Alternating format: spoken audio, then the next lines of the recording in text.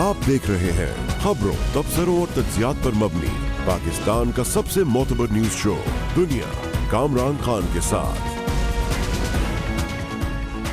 अस्सलाम वालेकुम, मैं हूं कामरान खान।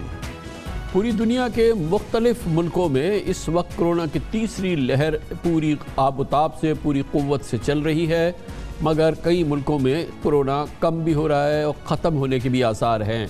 मिसाल के तौर पे चीन और इसराइल उन ममालिक में शामिल है जहाँ पर सूरत हाल बहुत ज़्यादा कंफर्टेबल हो चुकी है। इससे पहले ये कैफियत न्यूजीलैंड में देखने में आई थी। इसी तरह से अमेरिका और बरतानिया, जहाँ पे कोरोना की आंधी पूरी क़ुव्वत से चलती रही थी, वहाँ पर ये मामलात अब मध्यम हो गए हैं, सूरत हाल काबू में आ रही है। मगर इस वक्त सूरत हाल कई बड़े मुल्कों में काबू से बाहर है, बल्कि भारत में तो कोरोना वायरस कहर ढा रहा है। कोरोना के नए वेरिएंट ने खौफ की फ़ज़ा कायम कर रखी है और डॉक्टर्स इसकी वजह जानने से कासिर हैं। रोज़ाना 2.5 लाख मुतासरीन सामने आ रहे हैं और 1,500 के करीब अमवात हो रही हैं। भारत में सिर्फ पिछले 5 रोज़ में कोरोना से 7,407 हलाकतें हुई, जबकि 12,40,000 केसेस सिर्फ 5 दिनों में रिपोर्ट हुए हैं। आलमी आदाद शुमार के मुताबिक भारत दुनिया का दूसरा मुल्क है जहां इस वक्त कोरोना मरीजों की तादाद सबसे ज़्यादा है, जबकि अमवात के लिहाज से इंडिया दुनिया भर में चौथे नंबर पर है, जहां कोरोना ने 1,85,000 जिंदगियां निकली। कुछ देर पहले भारतीय वज़ीर आज़म नरेंद्र मोदी ने भारतीय कौम से गैर मामूली खिताब किया और मुसीबत की इस घड़ी में अवाम से मदद की अपील की। आदर पूर्वक नमन करता हूं और देशवासियों से अपील करता हूं कि अधिक से अधिक मात्रा में इस संकट की घड़ी में देशवासी आगे आएं और जरूरतमंदों तक मदद पहुंचाएं। इस बार कोरोना संकट में देश के अनेक हिस्से में ऑक्सीजन की डिमांड बहुत ज्यादा बढ़ी है। ऑक्सीजन प्रोडक्शन और सप्लाई को बढ़ाने के लिए भी कई स्तरों पर उपाय किए जा रहे हैं। इसके साथ ही अस्पतालों में बेड की संख्या को बढ़ाने का भी काम तेजी से चल रहा है। कुछ शहरों में ज्यादा डिमांड को देखते हुए विशेष और विशाल कोविड हॉस्पिटल बनाए जा रहे हैं। वैक्सीन की अप्रूवल्स और रेगुलेटरी प्रोसेसेस को फास्ट ट्रैक पर रखने के साथ ही सभी साइंटिफिक और रेगुलेटरी मदद को बढ़ाया गया है। मुझे विश्वास है जन भागीदारी की ताकत से हम कोरोना के इस तूफान को भी परास्त कर पाएंगे। भारत की गुंजान तरीन रियासत और कारोबारी मरकज़ महाराष्ट्र कोरोना वायरस में सबसे ज़्यादा मुतासर है, जहां अब तक 60,000 से ज़्यादा अमवात हो चुकी हैं, जबकि 38 लाख केस कन्फर्म्ड हैं और 6,70,000 एक्टिव केसेस सिर्फ महाराष्ट्र में हैं। उत्तर प्रदेश, कर्नाटक, छत्तीसगढ़, केरला, तमिलनाडु, आंध्र प्रदेश और दारुल हुकूमत दिल्ली पूरी तरह से इस वक्त कोरोना के शिकंजे में हैं। दिल्ली में 8.5 लाख केसेस सामने आ चुके हैं, जबकि 12,000 से ज़ायद हलाकतें सिर्फ दिल्ली में हुई हैं। दिल्ली, मुंबई, महाराष्ट्र, राजस्थान, चंडीगढ़, उत्तर प्रदेश, कर्नाटक, पंजाब, गुजरात और हरियाणा समेत कई रियासतों में नाइट कर्फ्यू चल रहा है, सख्त लॉकडाउन है। गफलत और लापरवाही की मिसालें कायम करने पर वज़ीर आज़म नरेंद्र मोदी को हीरो बनाने वाले भारतीय मीडिया की आंखें अब खुली हैं। आपने अंदाज़ा लगाया होगा कि होलनाक सूरत हाल है जो भारतीयों को दरपेश है। निज़ाम सेहत ज़मी बोस हो रहा है और अस्पतालों में मरीज़ों को रखने की जगह ख़त्म हो चुकी है। तशवीशनाक हालत में भी मरीज़ों को एक दूसरे अस्पताल में रेफ़र किया जा रहा है। मेडिकल ऑक्सीजन की दस्तयाबी संगीन तरीन मसला है। खुसूसी ट्रेन के ज़रिए हंगामी तौर पर एक से दूसरी रियासत तक ऑक्सीजन व्हीकल्स पहुँचाई जा रही हैं। हुकूमत दवासाज कंपनी से ऑक्सीजन सप्लाई बढ़ाने की अपील कर रही हैं। डॉक्टर्स कशमकश के शिकार हैं कि किसकी जान बचाएं, किसको पहले ऑक्सीजन फराहम करें। कोरोना के फैलाव की वजह से बरतानवी वज़ीर आज़म ने दूसरी बार अपना दौरा भारत मनसूख किया है। बोरिस जॉनसन ने 25 से 26 के दौरान इंडिया का दौरा करना था, यानी इस माह के दौरान। इससे पहले जनवरी में भी ये दौरा मनसूख हुआ था। बरतानिया ने अब भारत को कोरोना वायरस की रेड लिस्ट में भी डाल दिया है और भारतीय शहरियों के बरतानिया के सफ़र पर पाबंदी लग चुकी है, जबकि पाकिस्तान ने भी भारत के साथ ज़मीनी और फ़ज़ाई राब्ता बंद कर दिया है। 2 हफ्तों के लिए भारत से आने वाले मुसाफिरों के दाखिले पर पाबंदी रहेगी। हमारे यहाँ इस वक्त पंजाब में सबसे बड़ा मसला चीनी का बहरान है। यकीनन कोविड की सिचुएशन भी बहुत संगीन है, लेकिन चीनी का बहरान रमज़ान के दौरान चीनी की अदम दस्तयाबी है। चीनी की कीमतें बहुत तेज़ी से बढ़े हैं। हुकूमती इक़दामात بہرحال عوام کے لیے تو ناکام ہوئے ہیں اور ان کے لیے بہت ہی مشکل کی کیفیت ہے جو اس وقت پنجاب میں اس کا جائزہ لیتے ہیں چھوٹے سے وقفے کے بعد۔ بلا شبہ وزیر اعظم عمران خان نے ملک میں چینی کی قیمت کم کرنے اور شوگر مافیا کو قانون کے دائرے میں لانے کی کوششیں تو بہت کی، مگر یہ بھی حقیقت ہے کہ عمران خان کو اس میں مسلسل ناکامی کا سامنا ہے۔ ملک کو چینی بحران کا اب بھی سامنا ہے اور حکومت پنجاب نے چینی کے ذخیرہ اندوزوں کے خلاف کریک ڈاؤن بھی کیا، لیکن حالات یہ ہیں کہ اس وقت پنجاب میں کئی مقامات پر چینی سرے سے غائب ہو چکی ہے اور اگر دستیاب بھی ہے تو قیمت 100 روپے فی کلو سے زیادہ ہے، کہیں 110 روپے، کہیں 115 روپے کلو بھی ہے۔ لینی ہے تو لو ورنہ چینی نہیں ہے۔ جبکہ لاہور ہائی کورٹ کا فیصلہ موجود ہے جس میں شوگر ملر کو رمضان میں 80 روپے فی کلو کے حساب سے چینی فراہم کرنے کا پابند کیا گیا تھا۔ حکومت پنجاب نے بھی صارفین کو 85 روپے فی کلو چینی مہیا کرنے کی یقین دہانی کرائی تھی، مگر صورتحال یہ ہے کہ لاہور، فیصل آباد، ملتان اور پنجاب کے دیگر شہروں کی دکانوں میں جیسے چینی کا اس وقت کال پڑ چکا ہے۔ لاہور، ملتان اور فیصل آباد کے دکاندار اس کی گواہی دے رہے۔ بالکل نہیں مل رہی، اگر ملتی بھی ہے تو مہنگے داموں ملتی ہے۔ جو گورنمنٹ کا ریٹ ہے وہ افورڈیبل نہیں ہے، وہ ہم کیسے مہنگی لا کے سستی دے سکتے ہیں؟ چینی ہمیں مل ہی نہیں رہی، پھر ہم کیسے دیں گے؟ 105 روپے کلو مل رہی ہے، 80 روپے ریٹ کوئی بھی نہیں دے رہا۔ چینی بالکل نہیں مل رہی، نہ منڈی سے ملی، اگر منڈی سے ریٹ ایکسٹرا ملتا ہے تو حکومت ایکشن لیتی ہے، ہمارے لیے مسئلہ اگر لے کے آ جائیں تو وہ چلان کرتی ہے۔ پورے میں رمضان میں چینی کا خریداری نہیں ہوئی، گورنمنٹ نے تو 85 کا کہا ہوا ہے چینی کا، ویسے تو لازمی بات ہے 2-3 روپے دکاندار کو سے کم ملے گی تو پھر وہ 85 میں بیچے گا نا۔ چینی دستیاب ہے نہیں مل رہی، گورنمنٹ یا تو ہمیں دے منگا کے چینی کہیں سے، تو پھر یہ سلسلہ جو ختم ہو سکتا ہے، ورنہ لسٹ والے وہ لہذا تنگ کرتے ہیں، محلے دار لہذا تنگ کرتے ہیں، لانے کا فائدہ کیا، پریشانیاں بڑھیں گی، فائدہ کیا؟ سرکاری ریٹ پہ تو چینی نہیں بھائی مل رہی، لیکن دکاندار کو ملے گی تو دکاندار سرکاری ریٹ دے گا نا، اس لیے جس دکان پہ جائیں گے چینی ہے ہی نہیں، چینی کا ریٹ زیادہ ہے۔ ٹھیک ہے، عمران خان کو لوگ برا کہتے ہیں لیکن ڈیلروں کو پوچھتے کوئی نہیں۔ چینی سرکاری ریٹ جو انہوں نے بتایا ہے وہ مل ہی نہیں رہی، اس لیے میں نے رکھی نہیں ہے۔ چینی مارکیٹ میں منڈی میں جب لینے جاتے ہیں تو مل نہیں رہی، پہلی بات تو یہ مہنگی مل رہی ہے، گورنمنٹ کہہ رہی ہے سستی بیچیں، اس لیے ہم بیچ نہیں رہے۔ بہت سارے 80% شاپ والے جو وہ بیچ نہیں رہے۔ ہمیں کہتے ہیں 84 بیچو، ہمیں تو اتنی پڑتی بھی نہیں، ہم کیسے بیچیں؟ ہمیں تقریباً 100 روپے کلو ہم بیچتے ہیں، ویسے عام مارکیٹ میں بک رہی ہے 100 روپے کلو۔ چینی منڈی میں مل نہیں رہی، چینی اگر ملتی ہے تو 95 روپے اور گورنمنٹ نے اعلان کیا 85 روپے کا۔ چینی ملے تو چینی رکھے نا، دکانداروں کے پاس نہیں ہے، دکانداروں کے پاس ہوگی تو منڈی میں بھی نہیں ہے چینی۔ یہ چینی 85 روپے انہوں نے ریٹ نکالا ہے تو اس سے بہتر تھا نا، 90-92 چینی بک رہی تھی، بہتر تھا۔ جب منڈی جاتے ہیں تو چینی ملتی نہیں ہے، اور جو بلیک میں چینی ملی ہے وہ 11,000 روپے کی ملی ہے، 2 کٹے 100 روپے کا ایک کٹا ہے، 110 روپے کلو چینی کیسے ہم لوگ بیچیں؟ تو اس وجہ سے ہم چینی نہیں لے کر آ رہے۔ چینی مل نہیں رہی، اتنے پریشان ہیں، جو بھی گاہک آتا ہے چینی پوچھتا ہے، چینی نہیں ہے تو وہ کوئی سودا لینے کے لیے تیار۔ جو حالات چل رہے ہیں نا، گاہک کہتے ہیں جہاں سے چینی مل جائے گی وہاں سے سامان لے لیں گے۔ یہ تو تھی دکانداروں کی بپتا کہ چینی کیوں نہیں مل رہی اور ان کے پاس چینی نہیں ہے، بیچنے کا سوال ہی پیدا نہیں ہوا۔ اس بحران پہ مزید نگاہ ڈالتے ہیں اس رپورٹ میں۔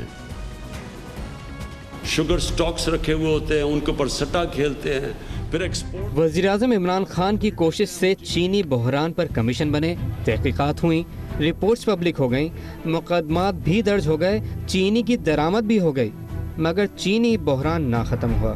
سستی چینی کی خبر عوام کے لیے خبر ہی رہ گئی۔ آج بھی ملک بھر میں کہیں چینی 100 روپے کلو سے کم نہیں۔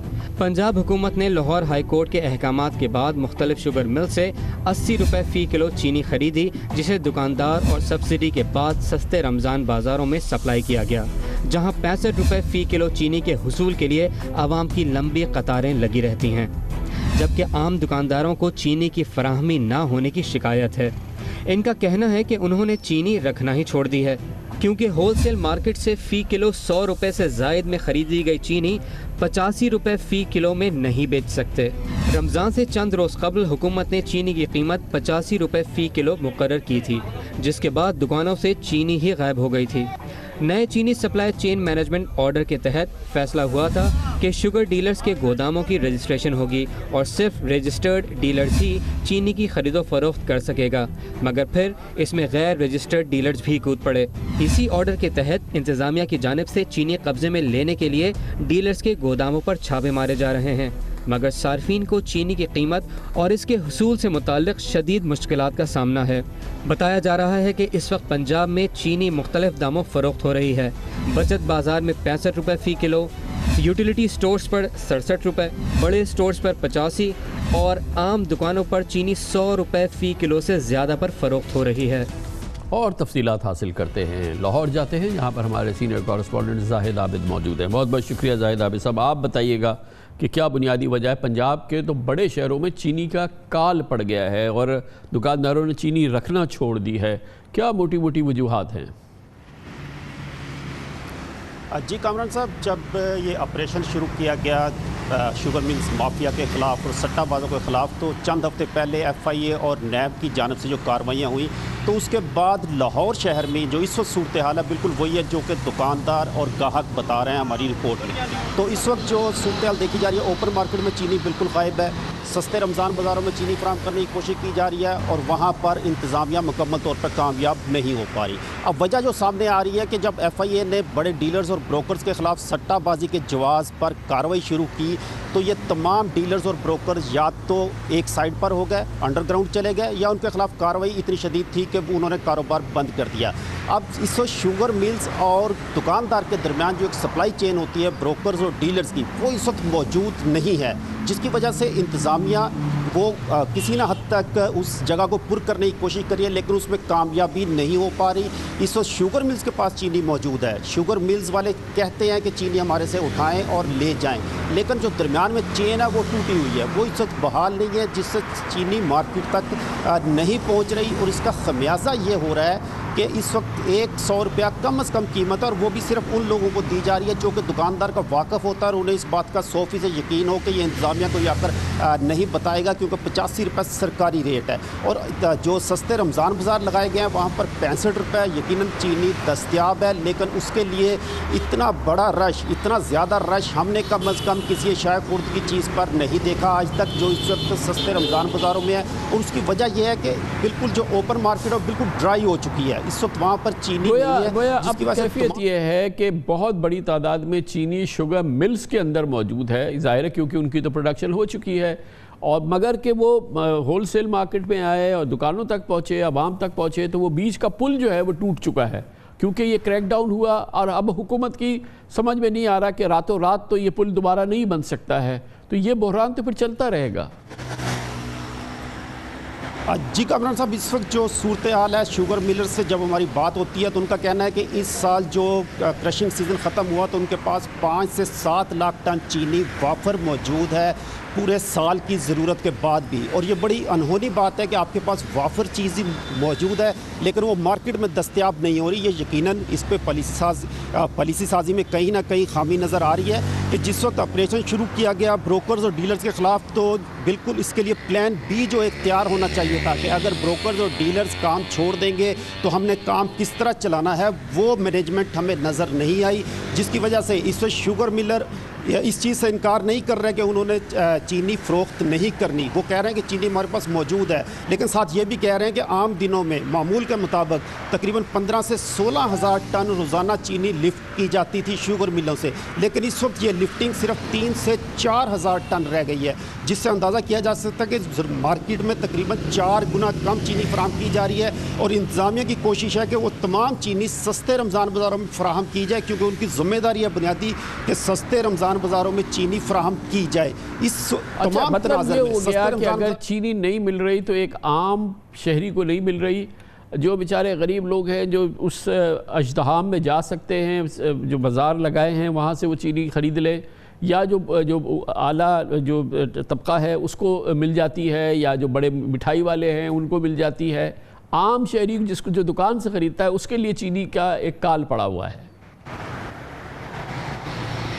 جی کامران صاحب، بالکل یہی صورتحال اس وقت چند ایسے سٹورز ہیں جہاں تک حکومت کی رسائی ہے اور انہیں مینج کرنا آسان ہے، وہاں پر چینی 85 روپے کلو مل رہی ہے، لیکن وہ بھی ایک محدود مقدار ہے، اور وہ چند سپر سٹور ہیں کیونکہ حکومت وہاں تک اپنی چینی پہنچا پا رہی ہے، لیکن وہ ضرورت پوری نہیں کر رہی، اور یہ پہلی دفعہ ہے کہ ہم سستے رمضان بازاروں میں ایسے سفید پوش لوگ بھی دیکھ رہے ہیں جو کہ شاید 20 روپے کی بچت کے لیے یا 15 روپے کی بچت کے لیے لائن میں لگنا پسند نہ کریں، لیکن وہاں پر وہ نظر آتے ہیں، ورنہ عام طور پر یہ ہوتا تھا کہ بالکل نچلا طبقہ یا پسماندہ طبقہ جو ہوتا تھا وہ سستے رمضان بازاروں میں 15 یا 20 روپے کی بچت کے لیے پہنچتا تھا، لیکن اس دفعہ ہم یہ دیکھ رہے ہیں کہ عام سفید پوش شخص جو ہے جو چینی کھانا چاہ رہا ہے رفتاری کے وقت، سحری کے وقت، وہ بھی وہاں پر ہمیں موجود آتا ہے، اور یہ لائنیں اتنی لمبی ہیں کہ حیرانی ہوتی ہے کہ اس کے لیے کوئی پلان بھی تیار نہیں۔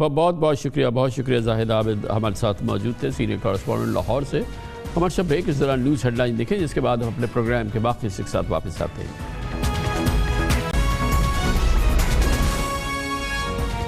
आप देख रहे हैं खबरों, तबसरों और तज्जियात पर मबनी पाकिस्तान का सबसे मोतबर न्यूज शो दुनिया, कामरान खान के साथ। इत्मीनान की खबर है, हुकूमत उलमाए कराम और कलदम तहरीक लब्बैक पाकिस्तान ने एक हफ्ते से जारी कशीदगी, पुरतशद्दुद एहतजाज और मुतालबात पर डेडलॉक का मुज़ाकरात से हल ढूंढ लिया है। फ्रांसीसी सफ़ीर को मुल्क से निकालने की करारदाद आज कौमी असम्बली में बहस के लिए पेश कर दी गई है। कलदम TLP का कहना यह है कि लाहौर की मस्जिद रहमतुल आलमीन समेत हर मकाम से एहतजाजी धरने ख़त्म कर दिए गए हैं। लगता है कि शायद तहरीक लब्बैक को कलदम तंजीमों की फहरिस्त से शायद कुछ अरसे के बाद निकाल दिए जाए। मुतज़ाद खबरें हैं कि आज तहरीक लब्बैक के सरबराह साद हुसैन रिजवी को भी रिहा कर दिया गया, लेकिन मुसद्दिक़ा ज़राए कहते हैं कि उन पर कत्ल और दहशतगर्दी के मुकदमात हैं, इसलिए फ़िलहाल साद रिजवी को रिहा नहीं किया गया है। हुकूमत और TLP के दरमियान माहिदे के तहत मुल्क भर से गिरफ्तार कारकुनों को रिहा किया जाएगा, उनके खिलाफ मुकदमात वापस लिए जाएंगे और जिन रहनुमाओं को फौज शेड्यूल में शामिल किया गया है उनके नाम इस फहरिस्त से निकाले जाएंगे। मुज़ाकरात के चौथे राउंड के बाद आज वज़ीर दाखिला शेख रशीद अहमद ने फ़रीक़ैन को माहिदे के नुकात पढ़कर सुनाए। इस मौके पर वज़ीर मजहबी उमूर पीर नूरुल हक कादरी, गवर्नर पंजाब चौधरी सरवर और वज़ीर कानून पंजाब राजा बशारत मौजूद थे। हुकूमत पाकिस्तान और तहरीक लब्बैक पाकिस्तान के दरमियान इत्तफ़ाक़ राय से तय कर लिया है कि फ्रांसीसी सफ़ीर की मुल्क बदरी की करारदाद आज 20 अप्रैल को पार्लियामेंट में पेश की जाएगी। पूरे मुल्क से बशमूल रहमतुल आलमीन मस्जिद धरना ख़त्म किया जाएगा, जबकि मुकदमात इखराज और फोर्थ शेड्यूल नए और पुराने का खात्मा किया जाएगा। आज कौमी असम्बली के हंगामी इजलास में फ्रांसीसी सफ़ीर को मुल्क बदर करने के मामले पर करारदाद पेश की गई। पीपल्स पार्टी ने कौमी असम्बली के इस इजलास में शिरकत नहीं की। तहरीक इंसाफ के रुकन अमजद अली खान ने प्राइवेट मेंबर की हैसियत से करारदाद का मतन पढ़ा। उन्होंने कहा कि ऐवान मुतालबा करता है कि फ्रांसीसी सफ़ीर को मुल्क से निकालने पर बहस की जाए, तमाम यूरोपीय ममालिक को इस मामले की संगीनी से आगाह किया जाए और तमाम मुसलमान ममालिक को शामिल करके इस मसले को बैनुल-अक़वामी फोरम्स पर उठाया जाए। अपोजिशन को करारदाद पर बात करने की इजाज़त ना मिलने पर मुस्लिम लीग नून के रहनुमा शाहिद खाका अब्बासी और स्पीकर असद कैसर में तल्ख़ कलामी हो गई।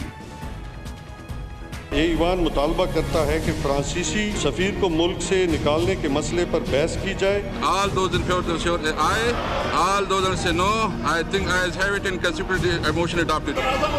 नहीं आप वापस आप अपना लैंग्वेज आप हमेशा जो इस तरह बिहेव करते हैं, आप अपना आपको भी मैं वो काम करूँगा, आप अपने हाथ में रहें। ये करारदाद मुतफ़िका होनी चाहिए। 1 घंटा दें, हम करारदाद लेकर आएंगे। वो ऐसी करारदाद होगी, जामे होगी। कल जब गुफ्त शुनीद हुई है वो मनोअन जब TLP ने उसको एग्री किया है तो बगैर किसी नुक्ते ज़्यादती या कमी के लेके आए हैं। एक दूसरे के साथ सेटिंग करें और वो तफ़्वीक़ का डॉक्यूमेंट लेके आए। The house is adjourned to meet again on Friday the 23rd April eight 11 AM। इस अहम डेवलपमेंट में बात करने के लिए हमें ज्वाइन कर रहे हैं मोहतरम नूरुल हक कादरी, वफाकी वज़ीर मजहबी उमूर, हुकूमत की उस टीम में शामिल थे जो कि इस पूरे मुज़ाकरात को करती रही है। बहुत बहुत शुक्रिया पीर साहब, आपने हमें ज्वाइन किया है। ये फरमाइएगा कि जो मुज़ाकरात हुए उसमें सिर्फ बहस के लिए करारदाद मंजूर करना ही मतलूब था या कि इसको इस करारदाद को अभी तो फ़िलहाल बहस की बात हो रही है, क्या इस करारदाद को मंजूर करना भी इसकी शर्त में शामिल है कि ऐवान ये करारदाद मंजूर करे कि फ़्रांसीसी सफ़ीर को मुल्क से निकाला जाए? जी शुक्रिया कामरान खान साहब और आपका मुझे अपने साथ प्रोग्राम में शामिल करने का। कामरान खान, ये आपको पूरे बैकग्राउंड का पता है कि एक लंबी हमारी डिस्कशन चली और बहुत बड़ा हमारा इस पे एक खून खराबा भी एक हद तक हो गया और जो कि बहुत अफसोस की बात है और बहुत हमारे लिए भी दुख का बायस है। लेकिन बिलाखिर हम एक नुक्ते पे कल रात लाहौर में पूरी रात हमारी मीटिंग रही और इस नतीजे पे पहुंचे। बहुत सारे उलमा ने, मशाइख ने, पॉलिटिशियंस ने, गवर्नर पंजाब ने, पंजाब हुकूमत के राजा बशारत साहब ने, सब ने हमारा बहुत इसमें साथ दिया और हम अभी जिस कंक्लूजन तक पहुंचे हैं और जो आज करारदाद ला चुके हैं, हमारा मौक़िफ़ पहले भी यही था कि करारदाद को अगर आपके साथ हम एक अहद पैमान करते हैं तो इस हद तक कर सकते हैं कि पार्लियामेंट में लाना हमारा काम है پارلیمنٹ اس کو ریجیکٹ کرتی ہے، منظور کرتی ہے، یا اس کے بعض شکوں کو قبول کرتی ہے، بعض کو واپس کرتی ہے. چونکہ بہت اس قرارداد کے فرانس کے سفیر کو نکالنے کے بہت ریپرکشن اور رد عمل آ سکتے ہیں، کچھ اس کے اثرات آ سکتے ہیں، اور اس وجہ سے بہتر یہ ہے کہ یہ فیصلہ، یہ گائیڈ لائن حکومت کو پارلیمنٹ ہی دے دے اور پارلیمنٹ ہی یہ فیصلہ کر لے. تو الحمدللہ ہماری اس بات کو انہوں نے قبول کیا کہ ہم پارلیمنٹ میں اس کو لے آئیں، اور پارلیمنٹ کو اس کو قبول کرنے کا، منظور گویا کرنے پیر کا. صاحب یہ اب پارلیمنٹ کی ثوابدید پر ہے کہ وہ اس قرارداد کے بارے میں کیا رخ اختیار کرتی ہے، وہ کیا گائیڈ لائن دیتی ہے. ٹی ایل پی کے ساتھ یہ طے ہوا تھا کہ اس قرارداد کو ہم پارلیمنٹ میں پیش کر دیں گے، جو آج پیش ہو گئی ہے. جی، ان کا جو رات کو متفقہ ان کی طرف سے ایک مسودہ تھا، اس مسودے کو من و ان پارلیمنٹ میں اسی طرح لانا، جو رات ہم نے جو مسودہ ڈسکس کیا تھا لانا ہماری ذمہ داری تھی، وہ ہم نے پارلیمنٹ میں پیش کر دیا ہے. اب پارلیمانی، آپ کو پتہ ہے، ایک پروسیس ہے، ایک کمیٹی میں چلی گئی، کبھی کبھی اس کے لیے اسپیشل کمیٹی بناتے ہیں، کبھی متعلقہ جس منسٹری کا معاملہ ہو، مثلا یہ فارن افیئرز کا ایشو ہے تو فارن افیئر کی کمیٹی کو یہ اسپیکر کے ثوابدید اور اختیار پہ ہے، تو انہوں نے اس کے لیے ایک اسپیشل کمیٹی، چونکہ معاملے کی اہمیت اور نوعیت اس طرح کی ہے اور پوری پاکستان کی اس بارے میں کوئی تجسس اور ان کا بھی ایک نگاہ ہے پارلیمنٹ پہ، تو اسپیکر صاحب نے بہتر یہ سمجھا کہ اس کے لیے ایک اسپیشل پارلیمانی کمیٹی ہو اور اس کے تمام تر پہلوؤں کو اور اس قرارداد کی لینگویج کو اور اس کی سفارتی اور پارلیمانی آداب اور اس میں اس مسودے میں جو مطالبات ہے، اس ساری چیزوں کو جانچ پرکھ کے اس کو پھر تو پیر صاحب اس کے تحت یہ بھی ہے کہ جو کارکنان اس وقت تحریک لبیک کے ان سے منسلک جو گرفتار ہوئے ہیں پورے ملک میں، ان کو رہا کیا جائے گا، لیکن سعد حسین رضوی صاحب کو جو ٹی ایل پی کے سربراہ ہیں وہ ابھی رہا نہیں ہوں گے، اور وہ پھر کیا ہوگا؟ عدالتی پروسیس کے بغیر وہ رہا نہیں ہو سکتے. آج سارا دن خبریں چلتی رہیں کہ وہ رہا ہو کے گھر پہنچ گئے.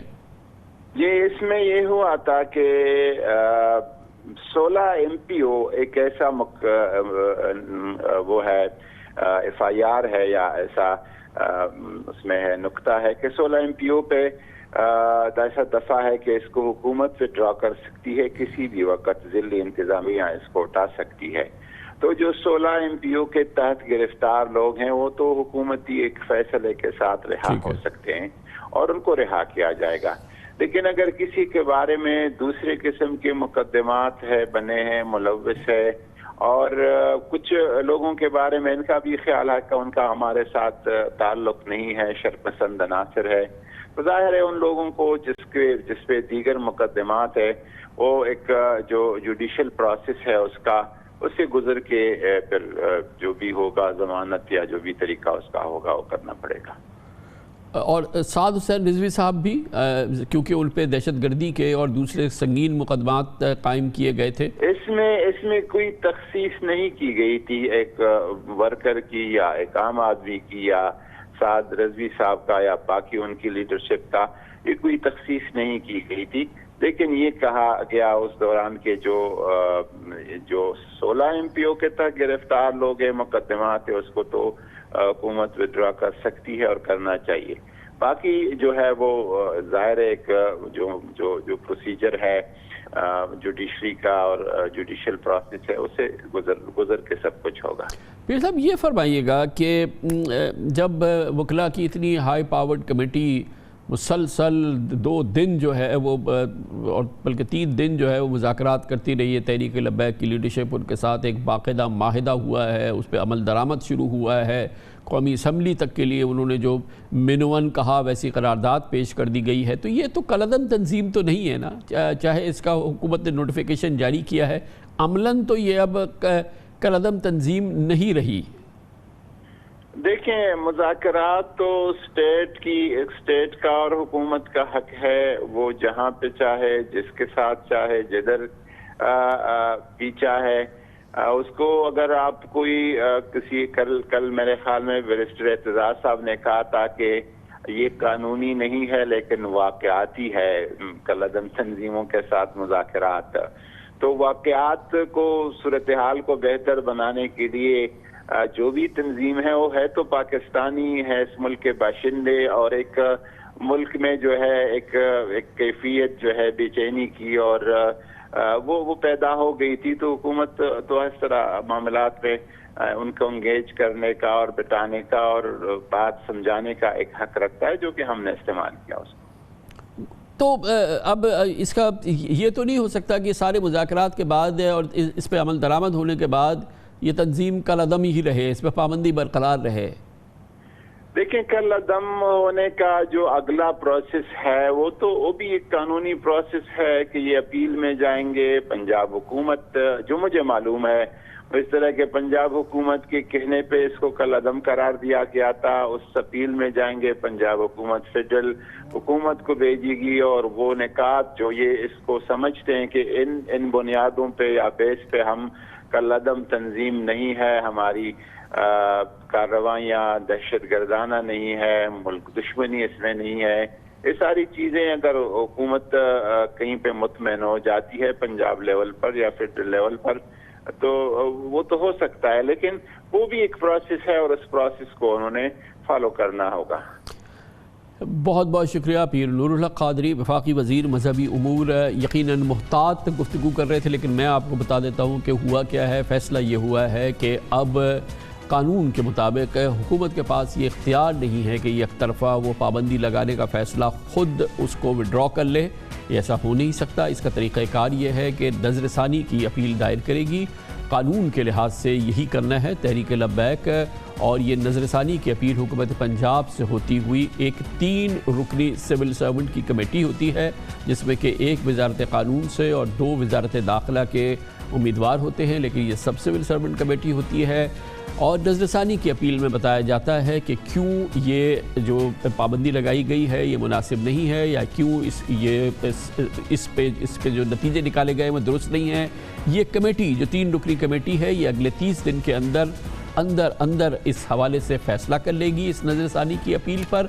और क्योंकि ये फ़ैसला पाबंदी का फ़ैसला काबीना के इजलास में हुआ था, इस 3 रुकनी कमेटी का फ़ैसला काबीना में आ जाएगा और तमाम कराइन और वाक़यात और ख़बरें ये बता रही हैं कि अगले 1 महीने के अंदर बाकायदा काबीना से फिर इस कानून के लिहाज से ये फ़ैसला हो जाएगा, नज़रसानी की अपील मंजूर हो जाएगी और ख़ुद तहरीक लब्बैक पाकिस्तान फिर कलअदम तंजीम नहीं रहेगी। मगर इसका एक तरीक़ाकार है, हुकूमत पंजाब से होता हुआ ये 3 रुकनी कमेटी के पास जाएगा, नज़रसानी का मामला फिर वहाँ से काबीना पे आएगा और तमाम कराइन ये बता रहे हैं कि तहरीक लब्बैक पाकिस्तान इस अंदाज से कलअदम तंजीम नहीं रहेगी। वैसे भी ये कलअदम तंजीम अब नहीं है, इस पर इस किस्म की कोई पाबंदी नहीं होगी जो कि कलअदम तंजीम पर लगती है अगले 3-4 हफ्तों के दौरान, जब ये फ़ैसला बाकायदा हो जाएगा। पाकिस्तान में कलअदम तंजीमें बनाना और फिर उन पर अमल कराना वैसे भी एक मुख्तलिफ मामला है। इस पर बात करते हैं, हमें ज्वाइन कर रहे हैं आमिर राना, सीनियर सहाफ़ी हैं और कलअदम तंजीमों और पाकिस्तान में इंतहा पसंद तंजीमों और हुकूमत के इक़दामात के हवाले से एक मुस्तनद एक्सपर्ट हैं। बहुत बहुत शुक्रिया आमिर राना साहब। ये फरमाइएगा, पाकिस्तान में वैसे तो जो कलअदम तंजीमें बाकायदा कलअदम करार दी जाती हैं वो भी कलअदम नहीं रहती, ये तो वो कलअदम तंजीम है जो कि कलअदम करार देने के 48 घंटों के अंदर हुकूमत की रिकग्निशन और हुकूमत की एक्सेप्टेंस का मुजाहरा बन गई। उसमें पूरी काबीना के कई अराकीन, ताकतवर तरीन हुकूमती अराकीन उससे मुज़ाकरात कर रहे हैं। तो ये तो किसी भी लिहाज से बैंड तंजीम तो अब हम कह नहीं सकते, चाहे कानूनन फ़िलहाल है। पहले तो देखना पड़ेगा कि रियासत का जो रवैया कालअदम तंजीमों के मतलब क्या रहा है। पहले कालअदम नहीं बल्कि वो तंजीमें भी जो बहुत ज़्यादा पाकिस्तान में दहशत गर्दी में मुलविस रही हैं। एक मरहले के ऊपर हुकूमत ने उनसे 13 मुआहदे किए थे, पीस एग्रीमेंट खा तालिबान TTP थी या उसके फैक्शंस थे, तो ये भी याद रखना चाहिए। और उसके बाद हमें ये भी उसका इंजाम भी याद रखना चाहिए कि TTP की लीडरशिप के लिए पाकिस्तान की किसी इलाके में अभी रहने के लिए कोई गुंजाइश नहीं है। अगर TLP का केस के लिए तो 2-3 मिसालें और भी हैं, लेकिन मेरा ख्याल है कि रीसेंट हिस्ट्री में तहरीक नफाज शरीयत मोहम्मदी को सामने रखिए कि जब वो 2 मरतबा उसने इसी मुतालबात कुछ और भी नौयत के हों, उन्होंने एक बड़ी लंबी तहरीकें चलाई थी, आपके बिल्कुल उनके अंदर होगा। और लेकिन उसके बाद हमने देखा कि किस तरीके से वो तंजीम डिसमेंटल हुई और आखिर में सूफ़ी मोहम्मद साहब जब DI खान की जेल से उस वक्त उनको रिहा किया गया जब वो बिल्कुल करीबुल मर्ग थे। रियासत को तो हमें देखना पड़ता है कि ये रियासत तो मजबूत है, जब फैसला करती है तो वो बाज़ दफ़ा मुज़ाकरात भी करती है, वो पीछे पसपाई भी इख्तियार करती है, लेकिन अभी तक की पाकिस्तान की हिस्ट्री में ये है कि उन तंजीमों का इंजाम जो है कोई बेहतर नहीं हुआ अभी तक की। अभी TLP का केस बहुत ही हसास मरहले के ऊपर पहुंच गया है और रियासत इस फैसले के ऊपर पहुंची थी कि अब वो मरहला आ गया है कि इस जत्थे को आगे बढ़ने से रोका जाए। अब मसला इंतहाई गंभीर था और जो कुछ हुआ पिछले एक हफ्ते से ज़ायद के अंदर ये होना था। लेकिन आमिर राणा साहब, माफ़ कीजिएगा, मुक़िल हो रहा हूँ, लेकिन ये वो मामला है जो कि मैंने नहीं देखा कि किसी तंजीम पे जिसकी ये शोहरत हो, जिस पे ये इल्ज़ामात हों, उन पे पाबंदी लगाई जाए। लेकिन TLP के मामले में हमने देखा कि न सिर्फ ये कि सियासी जमातों ने बल्कि मेन स्ट्रीम मीडिया ने, अखबार डाउन ने बाकायदा एडिटोरियल लिखा कि इस पर पाबंदी नहीं लगनी चाहिए थी, ये सियासी तंजीम है। तो ये हुकूमत का फ़ैसला कि इसको पाबंदी लगा रही है, ये भी शदीद तनाज़े का शिकार हो गया था। पहली बार मेन स्ट्रीम मीडिया किसी जमात के साथ खड़ा हो गया था कि इस पर पाबंदी नहीं लगनी चाहिए। आपने देखा डॉन ने एडिटोरियल लिखा था इस पर। जी बिल्कुल, मेरी नज़र से गुजरा और ये उनकी अपनी एडिटोरियल राय है, उससे इत्तफाक करना ज़रूरी नहीं है। लेकिन आपको याद होगा जब TLP इलेक्शन कमीशन में गई तो इंडियन मिनिस्ट्री ने उस वक्त भी नोट लिखा था कि इसको इलेक्शन कमीशन में रजिस्टर्ड ना किया जाए। और उससे भी बड़ा अहम मसला ये है कि अगर TLP को इसको पॉलिटिकल कॉन्टेक्स्ट के अंदर देखना है तो इसको फिर जो ATA का जो डेफिनेशन है और उसके जितने भी शेड्यूल हैं उसके पूरे तनाजुर में देखना पड़ेगा। कानूनी तौर के ऊपर तो तकरीबन इसकी 11 क्लासेस जो हैं डेफिनेशन की टेररिज्म की, उसके वो पूरी की पूरी इसके ऊपर TLP के ऊपर आती हैं। और इसके जो लीडरशिप की जो इक़दामात रहे हैं वो MPO के तहत भी, ATA के अंदर भी बहुत ज़्यादा काबिल ज़द कानून इक़दामात आते हैं। और यही वजह थी कि जो काउंटर टेररिज्म डिपार्टमेंट ख़ास तौर पर पंजाब का KP के जो डिपार्टमेंट है उन्होंने रिकमेंड किया हुआ था बहुत अरसे से कि इस तंजीम को कालेदम करार दिया जाए। तो ये एकदम से फैसला नहीं हुआ, लेकिन इसका एक सेंटिमेंट है, उसके ऊपर नैरेटिव के ऊपर बात हो सकती है कि वो इतना ज़्यादा सरायत कर चुका है, सराई हमारे इदारों के अंदर भी, सियासी जमातों में भी, सोसाइटी में भी। तो वो एक अलग से मसला है, उसके ऊपर अलग से बहस हो सकती है। लेकिन मेरा ख्याल है कि ये वो मरहला है कि इस वक्त हमने एक तारीख़ी दौराहे के ऊपर हैं और पार्लियामेंट के अंदर हुकूमत भी बगैर तैयारी के गई है और इसने अपने इत्तेहादी तलाश नहीं की है अपोजिशन के अंदर भी कि अब रियासत अगर एक पूरी गलती को रिवर्स करने के ऊपर आ गई है और चाहती है कि इसको गलती को ना दोहराया जाए और रिवर्स किया जाए, तो मेरा ख्याल था कि हुकूमत को बेहतर हिकमत अमली के साथ अपनी पॉलिटिकल क़ुव्वत को इकट्ठा करना चाहिए था। तमाम सियासी जमातें डसी हुई हैं। अब PTI का भी जो तनाजुर आपके बिल्कुल इल्म के अंदर है कि जब ये PMLN के दौर के अंदर हो रहा था तो खान साहब का क्या नुक्ते नज़र था।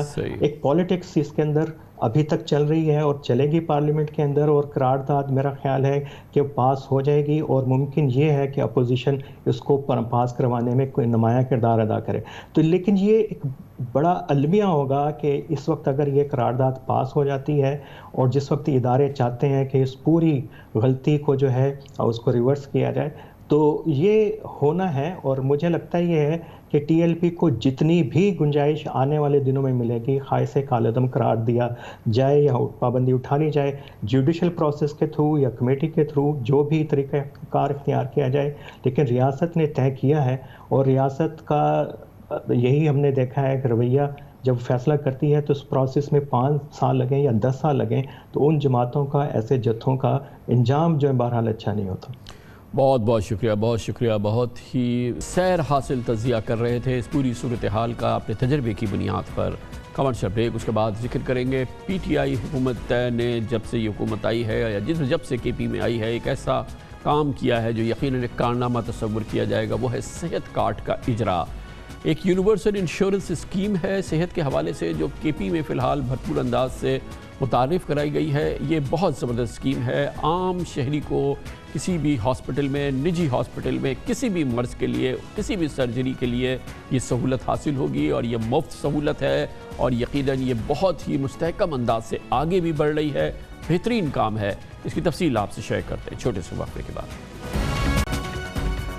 وزیر اعظم عمران خان کی حکومت نے اپنے کے پی کے صوبے میں، جہاں پر پاکستان تحریک انصاف کی پچھلے کئی سالوں سے حکومت ہے، ایک ایسا منصوبہ متعارف کرایا ہے جس کی زبردست پذیرائی ہو رہی ہے، جس کو زبردست کامیابی مل رہی ہے. زور و شور سے اس کا ذکر ہے. کے پی پاکستان کا پہلا صوبہ ہے جہاں ہر خاندان 10 لاکھ روپے تک کا علاج پرائیویٹ ہاسپٹلز میں بھی کروا سکتا ہے. کسی کو اوپن ہارٹ سرجری کرانی ہو یا گردوں کا ٹرانسپلانٹ کرانا ہو تو وہ مفت آپریشن کرا سکتا ہے. مریض کی ہیلتھ انشورنس کے لیے صرف کے پی کا رہائشی ہونے کا اصل شناختی کارڈ یا نادرا کا پیدائشی سرٹیفکیٹ ہونا لازمی ہے. اگست 2020 سے جنوری 2021 تک یہ سہولت پروگرام پورے صوبے کے لیے عوام کے لیے مؤثر ہو چکی ہے. کے پی میں ضم ہونے والے قبائلی علاقے کے عوام بھی اس سہولت کے اہل ہیں، جبکہ ملک بھر کے 500 نجی اور سرکاری ہاسپٹل کے پی کے شہریوں کو یہ سہولت دینے کے پابند ہیں. صوبے کے 70 لاکھ خاندانوں پر مشتمل 3 کروڑ 80 لاکھ آبادی اس سہولت سے فائدہ اٹھا رہی ہے. کراچی ہو، لاہور ہو، راولپنڈی یا اسلام آباد، کے پی کے شہری مقررہ ہاسپٹل سے مفت علاج کرا سکتے ہیں. بہت ہی اچھا پروگرام ہے، بہت ہی اچھا اور بہت ہی مؤثر انداز سے کامیابی سے آگے بڑھ رہا ہے. کے پی میں سہولت کی اس پروگرام میں کتنی سچائی ہے یہ جاننے کے لیے ہم نے باقاعدہ تحقیقات کی ہے. کس طرح سے شہری اس سہولت سے مستفید ہو رہے ہیں، آن دا اسپاٹ جا کے ہم نے یہ جانا ہے، اور اس کے لیے ہم نے اپنے نمائندے خصوصی زہیب احمد کو پشاور، ایبٹ آباد، مردان، مانسہرہ اور کے پی کے مختلف شہروں میں بھیجا، اسپتالوں کا جائزہ لیا. آئیے ہم آپ کو دکھاتے ہیں زہیب احمد کی یہ خصوصی رپورٹ. روٹی، کپڑا اور مکان کے نعروں سے تبدیلی کے اعلان تک سب بھگت لیا. ایسے میں خیبر پختونخوا کے ہر شہری کو علاج کی مفت سہولت کا دعویٰ سنا تو رہا نہ گیا. سچائی جاننے کے لیے ہم کے پی جا پہنچے. نہ کوئی فارم بھرنا ہے، نہ کسی قطار کا چکر. شناختی کارڈ پر کے پی کا پتہ درج ہونے کا مطلب اس سہولت کا اہل ہونا ہے جس کے ذریعے ہر خاندان سال میں 10 لاکھ روپے تک کا علاج مفت کرا سکتا ہے. ایسا کیسے ہو سکتا ہے، یہ جاننے کے لیے ہم ڈائریکٹر صحت سہولت پروگرام خیبر پختونخوا کے دفتر جا پہنچے. بتایا گیا کہ ملک بھر کے تقریباً 500 اسپتال صحت سہولت پروگرام کے تحت خیبر پختونخوا کے شہریوں کا مفت علاج کرنے کے پابند ہیں. 22 ارب روپے سالانہ کے بجٹ اور اسٹیٹ لائف کے اشتراک سے 4 کروڑ شہریوں اور 70 لاکھ سے زائد خاندانوں کو صحت کارڈ پلس کے لیے رجسٹرڈ کیا جا چکا ہے. زچگی سے لے کر دل کے پیچیدہ آپریشن تک، ایکسیڈنٹ سے لے کر کینسر کی ٹریٹمنٹ تک ہر بیماری کا علاج مفت کیا جاتا ہے. 3 لاکھ مریض جو ہے مفت علاج سے مستفید ہو چکے ہیں ابھی تک، اور حال ہی میں حکومت خیبر پختونخوا نے اس پروگرام کو صوبے کی 100% آبادی تک بڑھانے کا اعلان کیا، اور نومبر سے ہم 100% آبادی کو سہولیات فراہم کر رہے ہیں. خیبر پختونخوا میں رہنے والے تمام لوگ تو ہے ہی ہیں. خیبر پختونخوا کا مستقل پتہ رکھنے والے لوگ اگر صوبے سے باہر اسلام آباد، لاہور، کراچی، کوئٹہ، پاکستان کے کسی بھی شہر میں جہاں بھی رہتے ہوں گے وہ بھی اس پروگرام سے کورڈ ہیں. عوامی سہولت کا سرکاری پروگرام ہو اور شہریوں کو تنگ نہ کیا جائے، ایسا تو ہو نہیں سکتا. صحت سہولت پروگرام میں بھی کچھ ایسا ہی ہوتا ہوگا. یہ جاننے کے لیے ہم نے خیبر پختونخوا کے چند نجی اسپتالوں کا دورہ کیا تاکہ صورتحال واضح ہو سکے.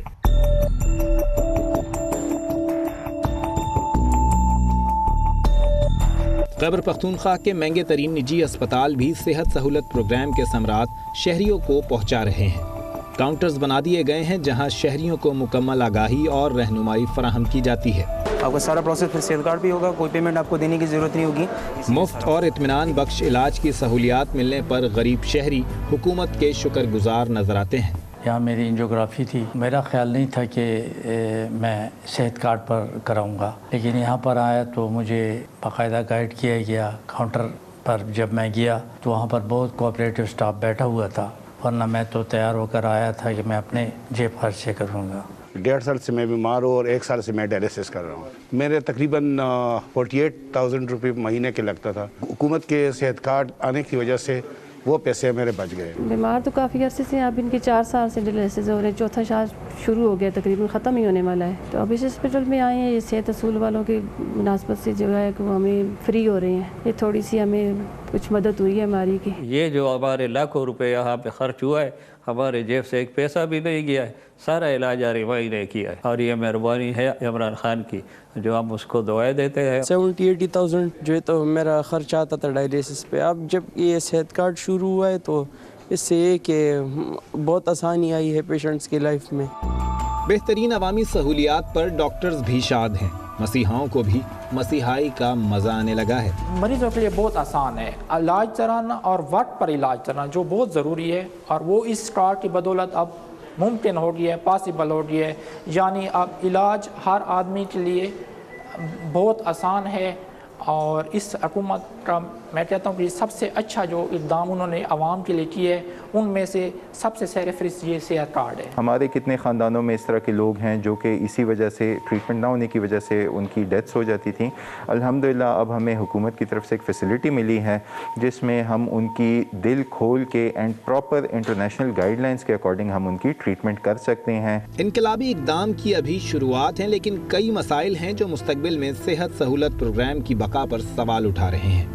इंश्योरेंस कंपनी की जानिब से क्लेम्स की अदायगी में ताख़ीर निजी अस्पतालों को प्रोग्राम से मुतनफ़र कर रही है, तो दीगर माली मसाइल भी आड़े आ रहे हैं। इस प्रोग्राम को अगर सस्टेनेबल करना है, चलाना है, ताकि सिलसिला भी चलता रहे, तो उसके लिए ज़रूरी है कि इन टाइम पेमेंट हो। गुज़श्ता 3-4 माह में हमारे बहुत थोड़े बिल क्लियर हुए। आइडियली तो ये है कि वो बर्डन पड़ जाता है, जब आपका बैकलॉग जमा हो जाता है तो बहुत ज़्यादा पेंडेंसी रह जाती है, तो फिर हमारे रिसोर्स कंप्रोमाइज़ होते थे, सर्विसेज में फिर बंदा परेशान होता है। कुछ केसेस ऐसे हमारे हैं जिनको अभी भी अप्रूवल की ज़रूरत है, जिसके एक्सपेंडिचर जो है वो ज़्यादा है। हम चाहेंगे कि हुकूमत जो है हमें हेल्प आउट करे इस चीज़ में, थोड़ी सी जो है कैपेसिटी वो बढ़ाए एक्सपेंसेस की, तो पेशेंट्स को ज़्यादा फ़ायदा होगा इस सूरत में। पेशेंट्स हमारे पास पूल में न्यूरो सर्जरी के आते हैं, लेकिन रेट्स अभी तक अप्रूव नहीं हुए। रेट्स का मतलब ये है कि हम उन्हें दाखिल नहीं कर पाते। वो कहते हैं जी ये पेशेंट है, आपने सर्जरी करनी है, हम एडमिट कर लेते हैं, कहते हैं जी इसके तो हमारे पास अप्रूवल नहीं है, रेट्स नहीं है। हम पेशेंट को वेट नहीं करवा सकते कि आप 1.5 महीना वेट करें, 2 महीने वेट करें, आपकी अप्रूवल आएगी। इब्तदाई तौर पर आउट पेशेंट ट्रीटमेंट इस प्रोग्राम का हिस्सा नहीं, यानी नज़ला, बुखार, खांसी का इलाज सेहत सहूलत प्रोग्राम के तहत नहीं किया जा सकता। सिर्फ ऐसी बीमारियां जिनमें मुब्तला मरीज को अस्पताल दाखिल किया जाए उनका इलाज किया जा रहा है। ताहम हुकूमत खैबर पख्तूनख्वा ने सूबे में तेज़ी से फैलते कोरोना वायरस के पेश नज़र अस्पतालों को कोरोना मरीजों की देखभाल सेहत कार्ड प्लस के तहत करने का हुक्म दे दिया है, जिसके बाद कोरोना मरीजों को वेंटिलेटर्स और ऑक्सीजन बेड समेत तमाम अद्वियात मुफ्त फराहम की जा रही हैं। वज़ीर आज़म इमरान खान का फलाही रियासत का विजन KPK में अमली सूरत नज़र आता है, जहाँ गरीब महंगाई के इस दौर में इलाज मुआलजे की फ़िक्र से आज़ाद हो गया है और हुकूमत हर शहरी को बिला तखसीस ये सहूलत फराहम कर रही है।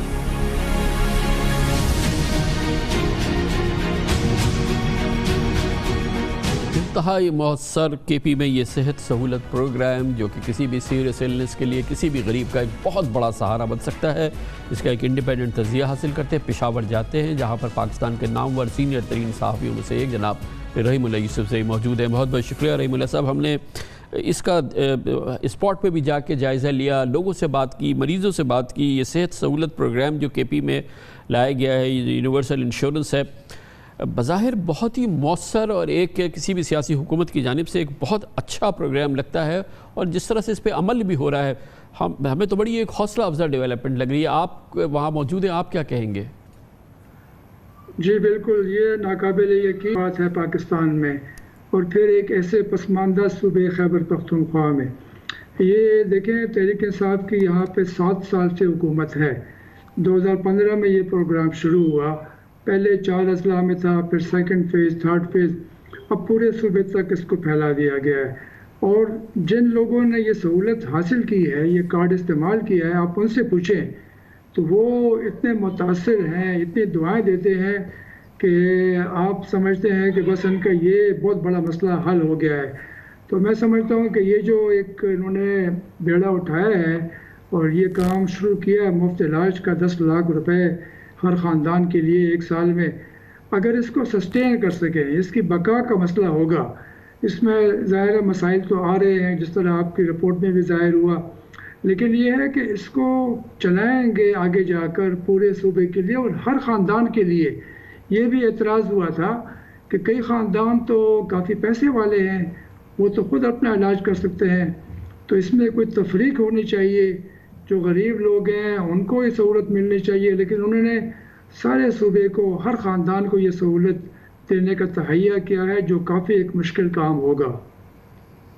تو رحیم اللہ صاحب، ایک تو بڑی زبردست بات یہ ہے کہ نہ صرف یہ کہ یہ کے پی کے اندر ہے، جو بھی کے پی کے پیدائشی ہیں، جو کے پی کے جن کا نادرا کا برتھ سرٹیفکیٹ ہے، وہ کسی بھی پاکستان کے بڑے شہر میں اور بہت ہی ریپیوٹیبل پرائیویٹ ہاسپٹلز کو انگیج کیا گیا ہے۔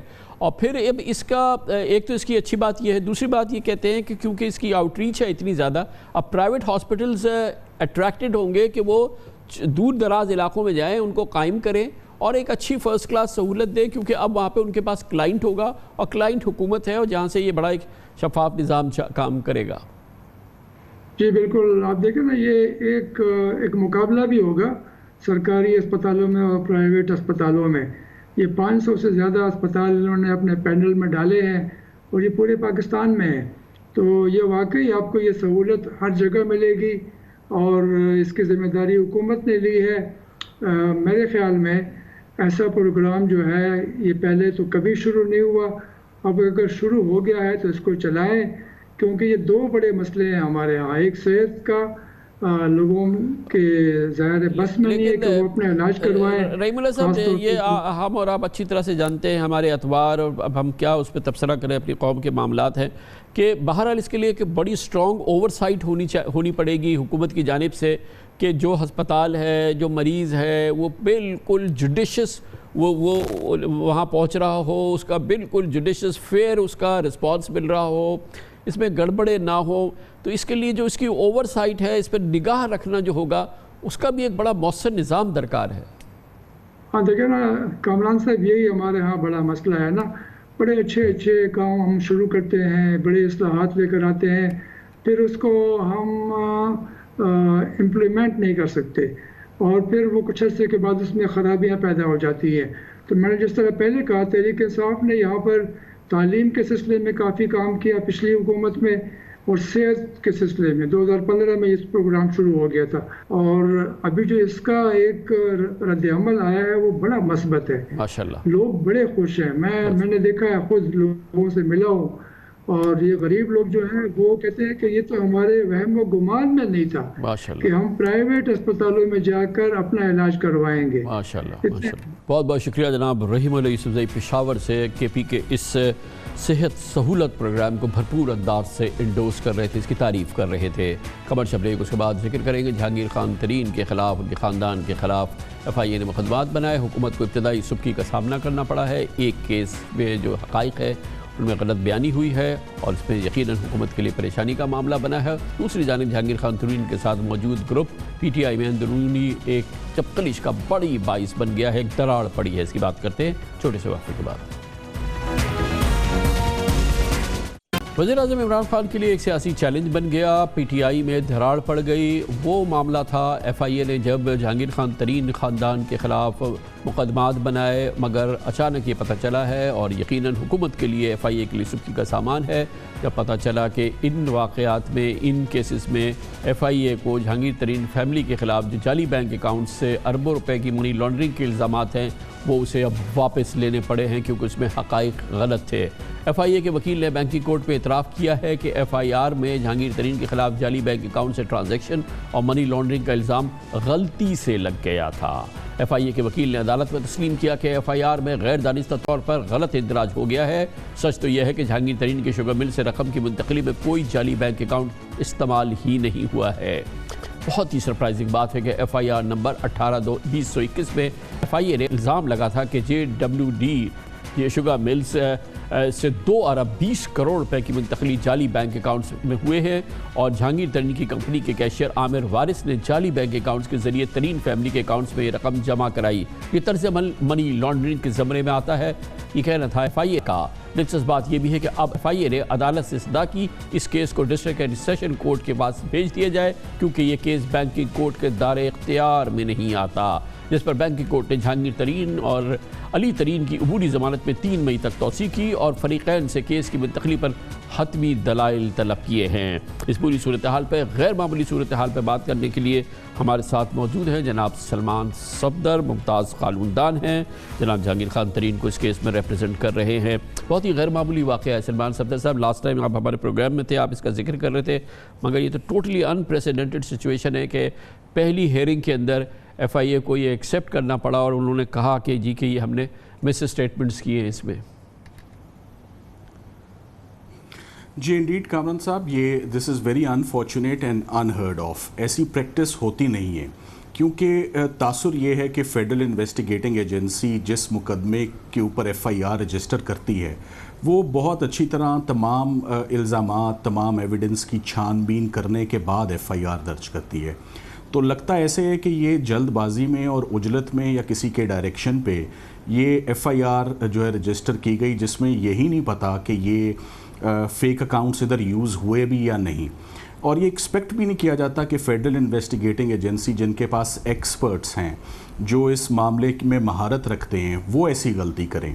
بلکہ میں تو یہ بھی کہوں گا کہ صرف یہ ایک غلطی نہیں ہے، ادھر کچھ اور بھی بڑی گلیئرنگ مسٹیکس ہیں اور کچھ بلنڈرز ہیں جو کمٹ ہوئے ہیں۔ فار انسٹنس الزام یہ بھی ہے کہ جہانگیر ترین صاحب کی بیٹیوں کے اکاؤنٹ میں 14 ملین، 17 ملین اور 15 ملین کے اماؤنٹس جو ہیں وہ اسی عامر وارث نے ڈپازٹ کیے ہیں۔ تو جب ہم وہ کراس چیک کرتے ہیں تو ایک اماؤنٹ مجھے ملتا ہے 10,000 روپے کا، ادر دین 10,000 روپیز کوئی کیش ڈپازٹ ان کی بیٹیوں کے اکاؤنٹ میں ہے ہی نہیں۔ سو دس از آلسو ویری الارمنگ۔ یہ تو آہستہ آہستہ جب مقدمہ آگے چلے گا تو یہ تمام باتیں سامنے آئیں گی۔ ساتھ ہی ساتھ میں یہ کہنا چاہوں گا کہ جو الزام ہے ریگارڈنگ منی لانڈرنگ اور امانت میں خیانت کا، اس کا کوئی افیکٹی، کوئی ایگریوڈ آدمی، کوئی کمپلیننٹ، کوئی مدعی آج دن تک سامنے نہیں آیا۔ تو یہ پھر کس کے کہنے پر یہ ایف آئی آر جو ہے وہ رجسٹر ہوئی ہے؟ اس کی تھوڑی امپلیکیشن بتائیے گا کہ جی یہ جو ایف آئی اے نے پھر بینکنگ کورٹ پہ کہا کہ یہ معاملہ آپ کا ہے ہی نہیں، اسے ڈسٹرکٹ اینڈ سیشن کورٹ پہ بھیج دیں، تو اس کی امپلیکیشن بتائیے۔ دیکھیں یہ بات میں اس کو کوئی فیئر اسسٹنس تو نہیں کہوں گا، میں تو اس کو بھی میلا فیڈے اور مسچف کہوں گا کہ اگر ایک جج صاحب نے جورسڈکشن اسیوم کی ہے اور وہ ایف آئی اے کو ریپریمانڈ کر رہی ہے ان کی غلطیوں پہ، تو اس کے بعد جج صاحب کی جورسڈکشن کو ہٹانے کی کوشش کی جائے، جس کو ہم پورا ریزسٹ بھی کریں گے اور آئندہ تاریخ پر اپنے جو عدالت جو دلائل سننے کے بعد ہی فیصلہ کرے گی کہ عدالت جورسڈکشن رکھے گی بھی یا نہیں۔ مگر ابھی پہلی ہی ہیئرنگ پہ اگر کیس ایسے ایکسپوز ہو جائے تو پھر آپ دیکھیں کہ جیسے جیسے کیس آگے پروسیڈ کرے گا تو آگے کیا کیا چیزیں جو ہیں وہ منظر عام پہ آئیں گی۔ کیا خبریں ہیں لگتا یہ ہے کہ ایف آئی اے نے جتنی سلمان صاحب کے یہ خبریں بھی آئی تھیں گورنمنٹ کی کہ یو کے گورنمنٹ کے تھرو جو ہے وہ ریکارڈ جو ہے وہ مانگا جا رہا ہے، وہاں پہ جو ان کی پراپرٹیز ہیں یا ایسٹس ہیں ان کی معلومات اکٹھی کر رہی ہے حکومت اور ہمارے جو وہاں پہ جو بھی ریپریزنٹیٹیوز ہوں گے؟ دیکھیں تقریباً 4 سے 5 ماہ تک اس مقدمے کی تفتیش رہی اور بہت transparent, well documented proofs of transactions bank to bank, جب بینک ٹو بینک ٹرانزیکشنز ہیں، جب ان پہ ٹیکس ادا کیا گیا ہے، جب وہ ڈکلیئرڈ ہیں، جب وہ ویل سٹیٹمنٹ میں ڈکلیئرڈ ہیں، تو وہ منی لانڈرنگ کے ایمبٹ میں تو آئے گی نہیں۔ کامران صاحب، یہ منی لانڈرنگ کیسے بنتی ہے؟ میں تو یہ کہوں گا کہ یا ہمیں نہیں پتہ منی لانڈرنگ کیا ہے یا فیڈرل انویسٹیگیٹنگ ایجنسی کو نہیں معلوم کہ منی لانڈرنگ کیا ہے۔ تو جب دو طرف یہ ایشو ہو تو میرا خیال ہے پھر جج صاحب فیصلہ کر لیں گے کہ یہ منی لانڈرنگ کے دائرے میں آتا ہے یا نہیں۔ تو اب یہ کیس جو ہے فی الحال یہ ٹرائل کورٹ کے اندر ہے اور اب یہ معاملہ یہ 3 ڈیفرنٹ کیسز ہیں جن میں سے ایک کیس جو ہے وہ اب اس ڈسکرپنسی کا شکار ہو گیا ہے۔ جی کامران صاحب، انفیکٹ تینوں کیسز میں ہی ریپیٹیشن ہے، تینوں کیسز میں ہی سرپرائزنگلی شوگر سے ریلیٹڈ کوئی بھی الزام نہیں ہے۔ تو تاثر یہی ہے، جنرل امپریشن پبلک کو بھی یہی ہے کہ جو پروسیکیوشن ہو رہی ہے یہ شوگر پرائس ہائک پہ ہے یا پروفیٹیرنگ یا benefiting unlawfully from sugar prices اور ان کی جو مارکیٹ کی پرائسز جو اتنی فلکچویٹ کرتی ہیں اس سے بینیفٹس جو ہیں وہ اکرو ہوئے ہیں۔ मगर FIR में ऐसा कोई इल्ज़ाम है ही नहीं। उधर तो ये इल्ज़ाम है कि आपने अपने ये इन्वेस्टमेंट्स क्यों की हैं, ये इम्प्रूडेंट इन्वेस्टमेंट्स हैं, ये वाइज इन्वेस्टमेंट्स नहीं हैं, या आपने कैश विड्रॉ करके ये बच्चों के अकाउंट्स में जो पैसे चले गए हैं जिनकी भी कैलकुलेशन सारी गलत है, और एक चीफ ऑपरेटिंग ऑफिसर हैं, आप उनको इतनी ज़्यादा सैलरी क्यों देते हैं? उन्होंने इतनी प्रॉपर डॉक्यूमेंटेड तमाम फाइनेंशियल ट्रांजैक्शंस उन्होंने FIA को जो है वो दी, उसके बावजूद उनका नाम भी उसके अंदर इम्प्लीकेट्स, तो JDW का पूरा निज़ाम ही मफलूज किया हुआ है। मैं समझता हूँ थोड़ी सी डिस्क्रिमिनेशन है। बाकी शुगर मिल्स भी हैं और लोग भी हैं जिनके खिलाफ केसेस हैं, मगर सिंगल आउट किया जा रहा है JDW को, और जो एक मुकदमे में बात नहीं बनी वो दूसरे में कोशिश की गई, वो दूसरे में भी नहीं बात बनी तो वो तीसरे में, ये तीसरे मुकदमे की बात हो रही है जिसमें ये जुरिस्डिक्शन की बात हो रही है कि FIA ने अपनी पहली हेयरिंग पे नकाइस जो हैं उनके वो सामने आ गए हैं FIR के। बहुत बहुत शुक्रिया। सलमान सफदर सीनियर कानूनदान जनाब जहांगीर खान तरीन की फैमिली को रिप्रेजेंट कर रहे हैं उन केसेस में जहाँ पर हुकूमत को इन बहुत ही मुश्तहिर होने वाले केसेस में बड़ी सुख्की का सामना करना पड़ा है, इब्तदाई तौर पर ही एक शर्मिंदगी का सामना करना पड़ा। इसके साथ ही हमारे आज के प्रोग्राम का इख्तिताम होता है। कल आपसे फिर मुलाकात होगी इंशाअल्लाह। कल तक के लिए कामरान खान को इजाज़त। अल्लाह हाफ़िज़।